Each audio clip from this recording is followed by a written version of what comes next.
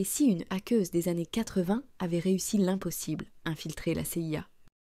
Susan Headley, alias Suzy Thunder, a marqué l'histoire du hacking avec des méthodes aussi ingénieuses que redoutables. Mais jusqu'où est-elle vraiment allée?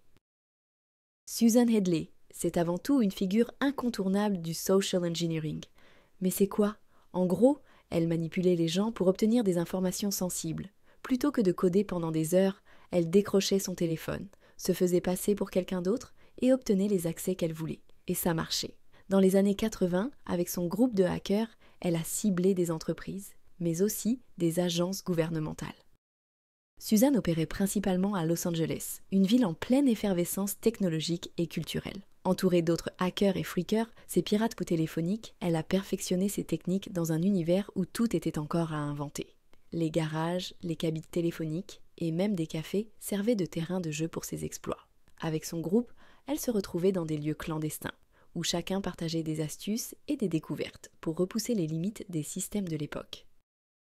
Et c'est là que ça devient vraiment intéressant. Certaines rumeurs disent que Susan aurait infiltré la CIA, dévoilant des pratiques de surveillance dignes d'un film d'espionnage. Elle aurait même découvert des techniques comme le persona management, créer de faux profils en ligne avec des identités complètes pour manipuler et espionner. Une méthode qui, aujourd'hui, semble tout droit sortie des stratégies modernes de désinformation. Mais ces rumeurs sont-elles basées sur des faits ou sur une légende amplifiée par le temps?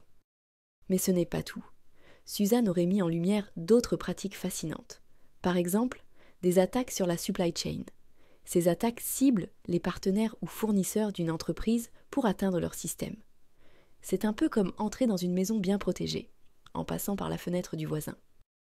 Et si le social engineering était l'arme la plus puissante des hackers? Cette méthode utilisée par Susan dans les années 80 est toujours redoutable aujourd'hui. Que ce soit à travers des emails de phishing, des appels frauduleux ou de faux profils sur les réseaux sociaux, les hackers modernes exploitent les failles humaines, souvent plus vulnérables que la technologie elle-même. Pour vous protéger, soyez toujours vigilants. Vérifiez l'identité de vos interlocuteurs. Ne partagez jamais vos informations sensibles par téléphone ou email. Et méfiez-vous des liens ou fichiers inconnus. Rappelez-vous, la sécurité numérique commence par une bonne dose de méfiance. Après les années 90, Susan disparaît presque totalement des radars. Était-elle vraiment une génie du hacking ou est-elle devenue une légende amplifiée par le temps? Ce qui est certain, c'est que ses méthodes et son histoire continuent de fasciner. Et elle nous rappelle que la frontière entre sécurité et manipulation est parfois très mince.